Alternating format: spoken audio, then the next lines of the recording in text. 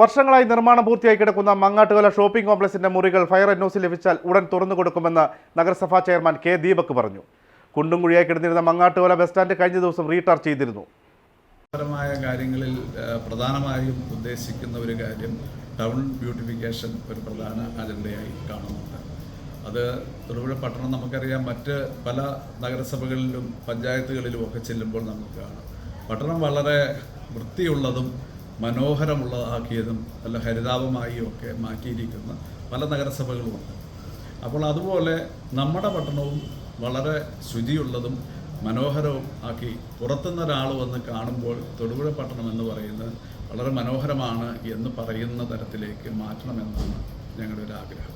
തൊടുപുഴ പട്ടണം നമുക്കറിയാം, ഏറ്റവും നല്ല ബൈപ്പാസുകളും ഏറ്റവും അധികം റോഡുകളും ഉള്ള പാലങ്ങൾ, എല്ലാ സൗകര്യങ്ങളും ഉണ്ട് ഒരു സ്ഥലമാണ്. അപ്പോൾ ഈ തൊടുപുഴ പട്ടണത്തിൽ ഇനി വേണ്ടത് ഇത്തരത്തിലുള്ള ആളുകളെ ആകർഷിക്കുന്ന തരത്തിലുള്ള നല്ല കാര്യങ്ങളാണ് പ്രധാനമായിട്ടും വേണ്ടത്. പിന്നെ രണ്ടാമതായി ഉദ്ദേശിക്കുന്ന ഒരു കാര്യം, മങ്ങാട്ടുകലയെ സംബന്ധിച്ചുള്ള ഒരു കാര്യമായിരുന്നു ഏറ്റവും വലിയൊരു പരാതി ഉയർന്നു വന്നിരുന്നത്. മങ്ങാട്ടുകല സ്റ്റാൻഡിനകത്തെ റോഡ് കുഴികളായി അതിലെ വാഹനം കയറാൻ പറ്റാതെ യാത്രക്കാർക്കൊക്കെ ബുദ്ധിമുട്ടാവുന്ന തരത്തിലുള്ളൊരു പരാതി ഇങ്ങനെ ഉയർന്നു വന്നിരുന്നു. എന്തായാലും അത് സംബന്ധിച്ച കാര്യങ്ങൾക്ക് പരിഹാരം ഉണ്ടാക്കി അതിനകത്തെ കുഴികൾ മുഴുവൻ അടച്ച് ടാർ ചെയ്ത് ബസ് ഓണേഴ്സ് അസോസിയേഷൻ്റെ ആളുകളൊക്കെ ബന്ധപ്പെട്ട് നമ്മളോട് സംസാരിച്ചിരുന്നു. അപ്പോൾ ആ ഒരു പ്രശ്നത്തിന് ആദ്യമായി പരിഹാരം കാണാൻ സാധിച്ചു.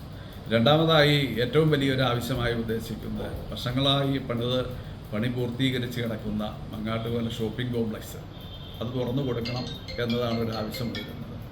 ആ ഒരു ആവശ്യം തീർത്തും ന്യായമായ ഒരു കാര്യമാണെന്ന കാര്യത്തിൽ യാതൊരു സംശയമില്ല. അപ്പോൾ കഴിഞ്ഞ കാലങ്ങളിൽ താമസം വന്നത് എന്തും ആവട്ടെ, ഇനിയിപ്പോൾ അതിനെക്കുറിച്ചൊരു പോസ്റ്റ്മോർട്ടത്തിന് ഞാൻ തയ്യാറല്ല. ഏറ്റവും പെട്ടെന്ന് അത് തുറന്നു കൊടുക്കുക. അതിൽ തന്നെ 30ഓളം റൂമുകൾ ആളുകൾ എടുത്തിട്ടുണ്ട്. വർഷങ്ങളായി എടുത്തിട്ട് അവർക്കത് പ്രവർത്തിക്കാൻ സാധിക്കാത്ത സ്ഥിതിയാണ്. എൻ്റെ ഫയർ എൻഒസി കിട്ടുക എന്നൊരു തടസ്സമാണ് ഇനിയിപ്പുള്ളത്. അതുപോലെ തന്നെ അവിടെ ഇലക്ട്രിക്കലായിട്ടും മറ്റ് കുറച്ച് പണികൾ ചെയ്യാനുണ്ടായിരുന്നു. മങ്ങാട്ടുകല ഷോപ്പിംഗ് കോംപ്ലക്സിലെ മുഴുവൻ പണികളും ചെയ്തു തീർത്തിട്ടുണ്ട്. ഇനി ഫയർ എൻഒസി കിട്ടുക എന്നുള്ള ഒരു ദൗത്യം മാത്രമാണുള്ളത്.